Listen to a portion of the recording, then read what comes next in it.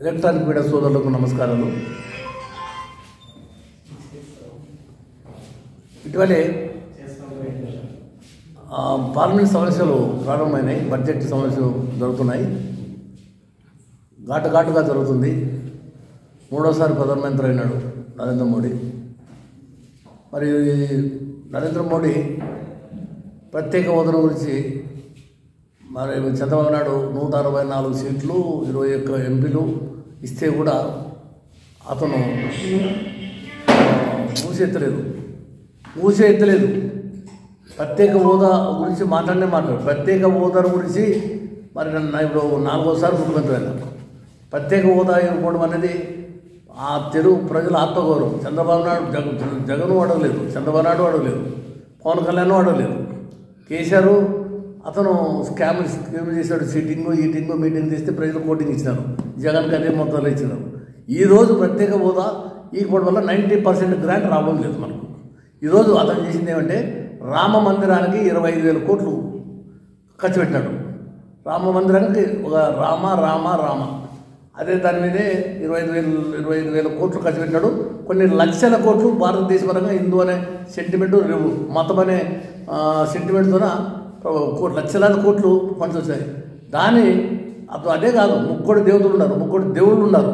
వారు కుల మత ప్రసక్తి లేని లౌకిక రాజ్యమని అంబేద్కర్ రాజ్యాంగంలో రాసినాడు. ఒక రామ అనేది కాదు, సీతమ్మ గుడి కట్టేస్తుంది, దశావతారాల గుట్ట కట్టాల్సిందే, హనుమంతుడు భక్తుడే కదా ఆయన కట్టాల్సిందే. మరి ఇలాంటిది రిలీజన్ ఇది సెక్యులర్ కంట్రీ, కుల మత ప్రసక్తి లేని లౌకిక రాజ్యం. కాబట్టి నీవు భవిష్యత్తును గురించి, ప్రజల భావి తరాల భవిష్యత్తును గురించి ఆలోచించమంటే రిలీజియన్ గురించి మాట్లాడుతున్నాడు. 1 ఎలక్షన్ 1 నేషన్ అన్నాడు. ఇప్పుడు ఆయన ఆధారం చేసుకొని ఏదన్నంటే రాహుల్ గాంధీ మాట్లాడినాడు. రాహుల్ గాంధీ నువ్వు రిలీజియన్ గురించి మాట్లాడుతున్నావు. ఇది సెక్యులర్. హిందువులు ఉన్నారు, సిక్కులు ఉన్నారు, ఎస్సీలు ఉన్నారు, దళితులు ఉన్నారు, ముస్లిమ్స్ ఉన్నారు, జైన్లు ఉన్నారు, పార్సీస్ ఉన్నారు, మరి పంజాబీలు ఉన్నారు. రకరకాల కులాలు ఉన్నప్పుడు మీరు హిందూ మతాన్ని మీరు ఒక్కడే హిందూ మతం, అన్ని కులాలు ఉన్నాయి. అన్ని కులాలు ప్రపంచమంతా 145 కోట్ల జనాభాలో మీరు మతాన్ని అడ్డం పెట్టుకొని మన కులాన్ని మేమేమంటున్నాము? అభివృద్ధి కావాలి, సంక్షేమం కావాలి, భవిష్యత్తు కావాలి, భద్రత కావాలి, బాధ్యత కావాలి, భరోసా కావాలి. మాత్రం ఆదాని అంబానీ మీరు మాట్లాడుకునేదంతా. నేను భారత్ జోడో యాత్ర ప్రారంభిస్తే మీరు భయపడి కాశ్మీర్ నుండి కన్యాకుమారి వరకు నేను భారత చూస్తే జోస్ వస్తే కర్ణాటకలో గెలిచింది. ఇక్కడ మన తెలంగాణలో గెలిచింది, పంజాబ్లో గెలిచింది. ఇప్పుడు కూడా నెక్స్ట్ 5-6 ఎన్నికలు ఉన్నాయి. ఆ ఎన్నికల్లో కూడా ఖచ్చితంగా కాంగ్రెస్ వచ్చేది గ్యారెంటీ. ఎందుకంటే బీసీ వాళ్ళ, నిర్భేద వాళ్ళ, ఛాయ్ వాళ్ళ, అత్యా వాళ్ళ అంటే నువ్వు చేసే పనులేంటి? ఈరోజు మణిపూర్లో జరిగితే పోయినావా? మరణకాండ జరిగింది. వర్ష రకరకాలు. నిన్న లేదమన్నా మా ఊర్లో మాదిగమ్మాయి, నా కాన్స్టిట్యూన్సీ నేను మంత్రి ఉన్నప్పుడు, ఎమ్మెల్యే ఉన్నప్పుడు, మాదిగమ్మాయి 4 ఎకరాలు ఎప్పుడో కొనింది. ఒక రెడ్డితో నుంచి 10 ఏళ్ళ కింద. ఏం లంచం ఉండవు, మాదిగముండా, నువ్వు మా పొలం ఉంటావు అని అమ్మాయిని ట్రాక్టర్తో గుద్ది ప్రమాణ స్వీకారం 13వ తేదీ ప్రమాణ స్వీకారం చేస్తే 12వ తేదీ అమ్మాయిని 10 గంటలకు చంపేసినారు. కొడుకుని చంపాలంటే పరిగెత్తుకొని పోయినాడు. ఎవరు అడ్డం వచ్చిన ముసలాన్ని కొట్టారు. మేము పోయి యాజ్ ఎ కాంగ్రెస్ లీడర్ కదా, ఎక్స్ మినిస్టర్గా మా ఎస్సీ బీసీ మైనార్టీ పేద వర్గాలకు అన్యాయం జరుగుతున్న ఉద్దేశంతో ఏకైక మంత్రి ఉన్నాను కన్వెంట్ స్టేట్లో. ఎక్కడ కూడా ఎస్సీ ఎస్టీ కానీ మర్డర్ కేసు కానీ నేను వెళ్ళి వార్నింగ్ ఇచ్చిన, మీరు ఒక్కరిని చంపితే మా పేద వర్గాలు బహుజనులు 4 చంపుతారు అని ఈసారిగా జగన్ సాయిప్రసాద్తో 5 లక్షలు పంపించి ఇచ్చినారు. నేను మళ్ళీ ఢిల్లీ పోయినా, నా సొంత ఖర్చు పెట్టుకొని ఢిల్లీ పోయి అభయ నిర్భయ కింద ఎస్సీ అయినా, బీసీ అయినా, మైనార్టీ అయినా, ఏ మహిళ అయినా, ఏ సిటిజన్ అయినా పేద వర్గాలకు అన్యాయం జరిగితే ఆడపిల్లలకు ప్రత్యేకంగా మీరు అభయ నిర్భయ కింద 50 లక్షలు గ్రాంట్ ఇవ్వాలి. 50 లక్షలు గ్రాంట్ ఇవ్వాలి. ఒక ఉద్యోగం ఇవ్వాలి. ఒక 5 ఎకరాల భూమి ఇవ్వాలి, ఇల్లు ఇవ్వాలి. తర్వాత మళ్ళీ వేమగూడని కొనుగోళ్ళ దేవుడు మాదిగలంతా అమాయకులు గుడికి టెక్క కొట్టిపోతాం. మాదిగలని ముండ కొడుకులను, మాదిగ కొడుకులని వాళ్ళని చెప్పులతో కొట్టారు. కొడితే ఆడ కంప్లైంట్ ఇచ్చినాం. ఆడవుడు పట్టించుకుంటే సీఏ లేపి కేసు పెట్టించినాం. మళ్ళీ కోటకలు కట్టినాం. ఎమ్నూరు పోయినాం. రాత్రి వర్షం వస్తుంది. అంతే ఎస్సీ వచ్చింది 60-55 రోజులు కాలే తెలుగుదేశంలోనా? మీరేమో సాయండి సరే తెలుగుదేశం చేస్తారు, వైసీపీ ఆయనేం సంసారం కాదు, ఈయనేం సంసారం కాదు. మరి ఈటింగు మీటింగ్లు పెడుతున్నారు. ల్యాండు శాండు వైను పొలిటికల్ పంచభూతాలు కబ్జేసిన మీరే ఇంకోరు రెడ్డి అని ఉండాలా, కమ్మని ఉండాలా, వెలమని ఉండాలా, అక్కడ మార్వాడి ఉండాలా, కమ్మలు ఉండాలా, బరువు. ఈరోజు వర్గీకరణ చేశారు. 33 సంవత్సరాల తర్వాత కొండను తవ్వి ఎలగం తవ్వినారు. వర్గీకరణ ఏమో కులగణన జరిగిందా? కులగణన జరగాలి. అక్కడేమో దొంగ లెక్కలు చెప్పి మాలోళ్ళంతా 45% ఉంటామని వాళ్ళు ఆందోళన చెప్పుకుంటారు. అక్కడ చూసి ఒక్కరి సీటు లేదు. శరంలం కూడా మాది వాళ్ళకి ఒక సీటు మినిస్టరు కమ్యూనిస్ట్ స్టేట్లో జిల్లాకి ఏకమంది ఆలూరుకి ఇచ్చినా కూడా గెలిచొచ్చు, దమ్ముండుతో గెలిచొచ్చుండి. నాకు టికెట్ లేదు మంత్రికి. మరి కాంగ్రెస్లో 2019 మెజార్టీ కంటే రేషియో కంటే తక్కువే ఓటింగ్ వచ్చింది. అట్లా ఈరోజు కాంగ్రెస్ పార్టీలో మాలాంటి వాళ్ళని అకామిడేట్ చేయండి. తెలంగాణలో మాదిగోళ్ళు ఉన్నారు, మాదిగోళ్ళు అందరూ ఓడిపోయినారు. ఓడించాడు మందకృష్ణ మాదిగా ఒక సైడు మోడీ కోట బీజేపీ కోట అంటే తెలుగుదేశం కోట, బీఆర్ఎస్ని ఓడించండి, కాంగ్రెస్ ఓడించండి, మొత్తం మాదిగోళ్ళంతా ఓడిపోయింది. ఒక్క దామోదర్ నరసింహ తప్ప. అంటే నీవు ఇప్పుడు కుల నాయకుడవా, ఓ పార్టీ నాయకుడవా? నీవు పార్టీ పదవి తీసుకోవు, ఇతరులకు సహకారం. నీవు ఇచ్చిన స్లోగన్తో మాదిగోళ్ళంతా ఓడిపోయింది. ఒక్క ఏక నిరంజన్ అంట ఆయన దామోదర్ నరసింహ. కాబట్టి అక్కడ అంతా మాలో లేదు, మొత్తం మాలో లేదు. కాంగ్రెస్ ఏసీలోనా మాలో లేదు. మాకు కూడా సంసిద్ధ స్థానం నేను 30 ఏళ్ళు రాజకీయంలో ఉన్నాను. ఇంజనీరు ఉద్యోగం రాజీనామా చేసి ఓడిపోయి లారీలు లేదు కూడలేక నీలాగా 99లో 94లో మరి ఎమ్మెల్యే పోటీ చేసి ఓడిపోయి మరి యూత్ కాంగ్రెస్ ప్రెసిడెంట్ 7 సంవత్సరాలు చేసి 99లో ఎమ్మెల్యే. ఈరోజు ఉద్యోగాల కోసమే విద్య, వైద్యము, ఉపాధి మాకేం వదిలేదు. రిజర్వేషన్లు అన్నీ తీసేయండి, సమానంగా వచ్చండి. అందరివి ప్రైవేటు గవర్నమెంటు సమానంగా వచ్చి అందరికీ. ఒకరికి డ్రై ల్యాండ్ అయితే 50 ఎకరాలు, నలుగురికి డ్రై ల్యాండ్. వెట్ ల్యాండ్ అయితే 25 ఎకరాలు. డబ్బు కూడా 100 కోట్ల కంటే ఎక్కువ రోడ్డు కాదు. అమెరికా సిస్టమ్ పెట్టండి. అందరూ 18 అయ్యేంత వరకు తల్లిదండ్రులు గవర్నమెంట్ తాగుతుంది తల్లిదండ్రుల సంవత్సరంలో. 18 దాని తర్వాత వాళ్ళకు ఉపాధి కల్పిస్తే ప్రపంచ దేశాలు అమెరికా, జపాన్, ప్యారిస్, జపాన్లోనే మనం వాల్మీకి నా సోదరులు ఉంటారు, నా ఫ్రెండ్స్ పత్తికొండ. వాళ్ళు ఎంటెక్లు చేసి ఎంసీలు చేసి అక్కడ సాఫ్ట్వేర్ ఇంజనీర్లు వాడే పిల్లలందరూ వాసాలు చేసుకొని సాఫ్ట్వేర్ ఇంజనీర్ చేస్తూ రెస్టారెంట్ చేసుకుని నడుస్తున్నారు. బ్రహ్మాండ నాకు అంకులు ఒకసారి చూసాడు. అంటే ఎంత డెవలప్ అయినా ఇక్కడ. అంబేద్కర్ కూడా ఏమంటే గ్రామీణ ప్రాంతాలు ఉంటే కులతత్వము, అసూయ, కలతలు ఉంటాయి, మమతలు ఉండవు. పట్టణాలు పోయి చదువుకొని పైకి పోయి ఇతర దేశాలు పోయి చదువుకుంటాండి. మన భారతదేశంలో పైకి రాదు మీరు. ఆయన మహానుభావుడు ఎప్పుడో చెప్పినాడు. గల్లీలో ఉంటే సిల్లి నాయన మాట్లాడతారు. మారప్పలో ఉంటే పల్లెటూరు హాస్పిటల్లో ఉంటే మారప్పని అంటారు. మారప్పదే ఢిల్లీలో ఉంటే మారప్పని కూడా గుర్తుపట్టాడు. కాబట్టి కొత్త తరం రావాలంటే, కొత్త రక్తం రావాలంటే చదువులు చదువుకోవాలి. ప్రతి each and every should be learn the education, earn the money. Start ఓటర్లు కనీసం ప్రేమ్ సాయి, ఆయి సాయి అని పెట్టుకొని లక్షల కోట్లు సంపాదిస్తున్నారు. బిడ్డ వ్యవసాయమే దండగా అంటున్నాడు. వ్యవసాయం దండ కాదు. ఈరోజు ప్రైవేటు ఆస్తులు, అపార్ట్మెంట్లు పెరిగిపోతున్నాయి, హోటల్స్ పెరిగిపోతున్నాయి. కానీ గవర్నమెంట్ ఆస్తులు ఏమన్నా పెరుగుతున్నాయి?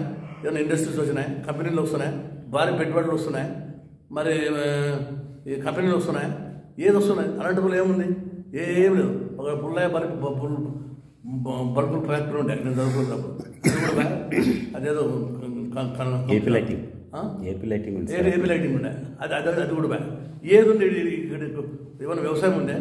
వ్యవసాయం కాకుండా అమ్ముకొని రోడ్ల మీద డాబాలు ఏడు తాగండి, వాగండి, ఊగండి, ఊడండి, సుడగండి, ఊడండి, గవర్నమెంట్ డబ్బులు ఇవ్వండి.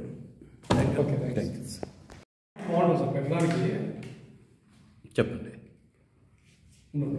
బీజేపీ నేషనల్ పార్టీ 2 సీట్లతో అధికారం వచ్చింది. వాళ్ళ చరిత్ర అంతా కలిసి 44 ఏళ్ళు.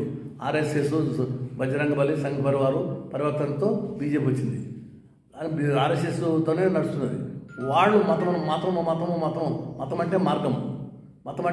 అంటే ఒక మార్గం అంటే ఈ రూట్లో పోవాలని ఒక మార్గం. గుడికి పోతే తథాస్తు అంటాడు పూజారి, చర్చికి పోతే ఆమెను అంటాడు కలుగును కాక, గుడికి పోతే తథాస్తు అంటే కలుగును కాక, మసీదుకి పోతే తథాస్తు అంటాడు. కాబట్టి మతాన్ని అడ్డం పెట్టుకొని పాలించడము అసాధ్యం. కుల గణన ఎందుకు జరగాలంటే వాళ్ళ పేదరికాన్ని దృష్టి పెట్టుకొని విభజించి పాలించడమే కాదు, విభజించి అంటే తండ్రికి 4 కొడుకులు ఉంటే 4 కొడుకులకి సమానంగా భూములు పంచాలా, ఇళ్ళు పంచాలా, ఆస్తులు పంచాలా. కానీ ఉమ్మడిగా ఉండడం అనేది ఒకే కుటుంబం ఒకటే ఇంట్లో ఉండరు. కాబట్టి విడదీసి పరిచయం. ఎందుకంటే ఇప్పుడు 80% ఉన్న వాళ్ళు బానిసలు, సేవకులు, యాచకులు, బిచ్చకులు. వాళ్ళకు చదువు లేదు, పేదరికం ఉంది, నిరక్షరాస్తి ఉంది. కాబట్టి వీళ్ళు ఎప్పుడు కలిసిపోరు. ఎందుకంటే ఇప్పుడు ఉండదు, కమ్మాస్ అంటే ఒకటే కాస్టు, రెడ్డి అంటే రెడ్డి ఒకటే కాస్టు, బ్రాహ్మణ్ అంటే బ్రాహ్మణే కాస్టు, ముస్లిం వీళ్ళు వైశ్యాస్ అంటే మార్వాడి అంటే వాళ్ళలో 15% ఉన్న వాళ్ళు బానిసలు ఉన్న వాళ్ళంతా బాసులైనారు. వీళ్ళు బహుజనులు బానిసలైనారు, సేవకులైనారు, యాచకులైనారు, బిచ్చకులైనారు. వీళ్ళకి రాజ్యాధికారం వచ్చే ప్రజలు రానేరు కూడా. ఇప్పుడు చూడండి, ఎవరికి నువ్వు 10 కోట్లు పెట్టుకుంటావా, 100 కోట్లు. ఇప్పుడు ఎమ్మెల్యే పోటీ చేసినాడు 10-20 కోట్లు పెట్టుకుంటాడు. మంత్రి అయినాడు ఒక 200-300 కోట్లు ఇచ్చింటాడు. తెలుగుదేశం కానీ ఇంకోటి కానీ, గతంలో చంద్రబాబు జగన్ కానీ. చాలామంది ఊరికే టికెట్ డబ్బులు లేని టికెట్లు ఇవ్వరు. కాబట్టి పేద వర్గాలకు స్వాతంత్రం రాలేదు, నిజమైన స్వాతంత్రం రాలేదు. ఎవరికి వచ్చిందంటే భాగ్యవంతులకు, బడాబాబులకు, ట్రాక్సిడెంట్లకు, రౌడీలకు, గుండాలకు రాజ్యాధికారం వచ్చింది. కాబట్టి ఎప్పుడైతే ప్రజాస్వామ్య డాక్టర్ బాబాసాహెబ్ అంబేద్కర్ ఆలోచన విధానంతో దామోదర్ సంజయ్ ముఖ్యమంత్రి మెడ్రాస్ నుంచి కర్నూలుకి వస్తే, కర్నూలు నుంచి షిఫ్ట్ చేసి హైదరాబాద్ కాశ్మీర్ కంట్రీ అయిపోయింది. వెల్ డెవలప్డ్ ఇన్కమ్ సోర్సెస్ ఆడే అప్పులైనాయి, భారతదేశము అప్పైనాయి. ఎక్కడ అభివృద్ధి? కాబట్టి యూపీఎస్ సర్వీసెస్ కంపెనీ అంటే 37 సంవత్సరాలు ఉండే, 2 సంవత్సరాలు తగ్గించినాడు ఎవరు మోడీ, 2 సార్లు జరపాల. తర్వాత ఎందుకంటే అంబేద్కర్ ఎస్సీ ప్రత్యేక నియోజకవర్గం తమ్ముడు అడిగినాడు. ఎస్సీలను ఎంత ఈ ఎస్సీ ఎస్టీలకు ఇప్పుడు వాళ్ళు చదివే లేదు, వాళ్ళకెందుకు ఓటు, వాళ్ళకెందుకు నియోజకవర్గాలు అన్నాడు. అప్పుడు అంబేద్కర్ దీని విరుద్ధంగా బ్రిటిష్ వాళ్ళు అడిగితే వాళ్ళు గాంధీకి కానీ, సర్దార్ వల్లభాయ్ పటేల్ కానీ, ఇంకో కొంతమందికి సరోజినీ నాయుడు కానీ, ఇంకా కొంతమంది వాళ్ళందరికీ కొంతమంది ఫీల్డలిస్టులు ఉన్నారు. వాళ్ళు రిజర్వేషన్లు పేదవాళ్ళకి గీయడం ఇష్టం లేదు. మా ప్రత్యేక నియోజకవర్గాలు ఎస్సీలు వేసి తయప్పను తాయపని అనుకోవాలా. ప్రత్యేక నియోజకవర్గాలు అనేది సైమన్ కమిషన్. తర్వాత మాకు పాకిస్తాన్ వాడు అడుగుపోయినప్పుడు పాకిస్తాన్ ఇచ్చినాం. మరి హిందూ దేశంలో భాగమే, హిందూ దేశంలో ఉండేవాడు వాళ్ళు హిందువే, వాడు ఏరువాడు కాదు. బీజేపీలు అట్లా కాదు. హిందూ అంటే హిందూగానే ఉండాలంట. ఏక నిరంజన్, 1 caste 1 religion. అది ఎట్లయితే దానివల్ల అందరూ భారతదేశమే మోడీకి నెగిటివ్ అయినారు. ఎప్పుడు ఈ ఆదిత్య దాసు, ఈ ఆర్ఎస్ఎస్ వాళ్ళు ఎప్పుడు తిందాం మోడీని కాసుకొని ఉంటారు. వాళ్ళకి వచ్చిన మెజార్టీ కూడా బొట్ట ఉంది. వాళ్ళు వీళ్ళు అంటే విడదీసి పాలించడానికి వాళ్ళకి గుడి కావాల పడొద్దు. కాబట్టి ఇది ప్రజలు తిరుగుబాటు వస్తే తప్ప రెండో ఉద్యమం రావాలా, ప్రపంచ యుద్ధం రావాలా. యువకుల్లో యువశక్తి భారతదేశ ప్రగతికి నవశక్తి కావాలంటే ఈ ముస్లిం వాళ్ళంతా నాకు టికెట్ ఉంది, ఐ డోంట్ వాంట్. కానీ ఇలాంటి వాళ్ళని ఎంకరేజ్ చేయాలా. యువతరం ఎక్కడ అన్యాయం జరుగుతుందో అక్కడ విభేదించాలా, బోధించు, సమగ్రించు, పోరాడు. అంబేద్కర్ ఆలోచన విధానమే సరైన. కాబట్టి నేనేం ఒకటే చెప్తున్నాను, కులాలను విభజించేది కాదు, మన పేదరికమే మనం విభజిస్తుంది. ఇప్పుడు అన్ని కులాలకి మందకృష్ణ మాదిరి వచ్చినాడు. బీఆర్ఎస్ కోటేద్దండి, కాంగ్రెస్ కోటేద్దండి. ఆడవాడు అమ్ముడు పోయి మొత్తము కాంగ్రెస్ వాళ్ళంతా ఓడిపోయినాడు. ఆడ మాదిగోళ్ళు లేరా? ఆడ మానవులు అంతా మానవులు గెలిచినారు. అక్కడ వెంకటస్వామి వాళ్ళ ఇంట్లో ఉన్న నలుగురు గెలిచారు. కాబట్టి ఆ తారతమ్యం అనేది అన్ని పార్టీలు. ఇప్పుడు కాంగ్రెస్ పార్టీలో ఏసీలోనే ఒక్క మాదిగోడు లేడు. నేను అడుగుతున్నా, ఏసీలో నాకు సెక్రటరీ అండి, నేనేమిటో సత్తా చూపిస్తా. మీరు ఇక్కడ కూడా ఎవరు లేడు, వాసిచ్చేవారు లేడు. కాంగ్రెస్ పార్టీ అనేది కాంగ్రెస్ పార్టీ విభజించడం వల్ల ఆ బక్క చిక్కున్నోడికి కేసీఆర్ అంటే కేడీ చోరీ రౌడీ, టీఆర్ఎస్ అంటే థీఫ్ రీజనల్ సంథింగ్. వాడు పీఆర్పీ వచ్చా, పాలసీని రీజనల్ లేని పార్టీ పెట్టా, double count voice central minister. అప్పుడు పీపుల్ రిజెక్టెడ్ పార్టీ. ఇప్పుడు మనోడు వచ్చా ఓటు చేయకూడదు అని కూటమి పెట్టా. ఆ కూటమి ఇప్పుడు కూటమిని ఓడిచ్చా. ఇప్పుడు కూటమి రూలింగ్లో ఉంది. మరి ఎంతవరకు 55 సంవత్సరాలు అయింది. 32 మంది చేసాడుగా ఆడపిల్లలు కనపడడం లేదంటున్నాడు. పవన్ కళ్యాణ్ పదే అంటున్నాడు. ఆయన 3 వెళ్ళాలి అంటున్నాడు. మరి 32,000 మందిని ట్రేస్ అవుట్ చేసి వాళ్ళ జీవన సౌందర్యం కలపమని నేను హెచ్చరిస్తున్నాను. మీకు ఇష్టం లేకపోతే మోడీని మరి బడ్జెట్ తీసుకురండి, ఫస్ట్ బడ్జెట్. నదులు సముద్రాలు కావేరి మన దేశం రాష్ట్రంలో నదులు పుష్కలంగా ఉన్నాయి. ఎక్కడో వర్ష వచ్చిన వరదల వల్ల నీళ్ళు వస్తున్నాయి. అందరినేవా వేదావతి మరి ఇక్కడ ఉండే జీవనదులు ఎత్తిపోతల పథకాలు ప్రతి వాళ్ళకు భూములు పంచండి. ఇందిరాగాంధీ మరి గరీబ్ హఠావో అది పెట్టి ఏదో రోజు కాంగ్రెస్ ఎన్డీఏ ప్రభుత్వం కూలిపోయేది గ్యారెంటీ. అప్పుడు పేదవాళ్ళకి నిజమైన స్వాతంత్రం వస్తుంది. ఖచ్చితంగా 6 నెలల లోపలే ఎన్డీఏ ప్రభుత్వం కూలేది గ్యారెంటీ. సత్యము మరి ఇది గుర్తుపెట్టుకొని దీన్ని మంచి స్ప్రెడ్ అవుట్ చేసి ఇది ఒక మెసేజ్ పబ్లిక్కి. ఎందుకంటే అతనికి అయిపోయింది, వయసు అయిపోయింది, 75 ఏళ్ళు. ఆయన చంద్రబాబు నాయుడిని రాష్ట్రపతి చేస్తూ ఉంటారు. అంటే ఆయన డమ్మీ చేసి ఎవరు ఏకనాయుడు మాదిరి డమ్మీ చేసి మమ్మీ మాదిరి కూర్చోపెట్టాలనుకుంటున్నారు. కాబట్టి చంద్రబాబు నాయుడు ప్రధానమంత్రి గారు ఒక బీసీ వారికి మన పవన్ కళ్యాణ్ ప్రధాన ముఖ్యమంత్రి చేయమను, మన అర్థం చేయాలి. కానీ ఒకటే ఇంట్లోనే కుటుంబ పాలన అంటే కాదు. ఇప్పుడు ఆయన మరి 2 సార్లు 3 సార్లు వాళ్ళ అమ్మకు ప్రధానమంత్రి అలా అడ్డం వచ్చా విదేశీ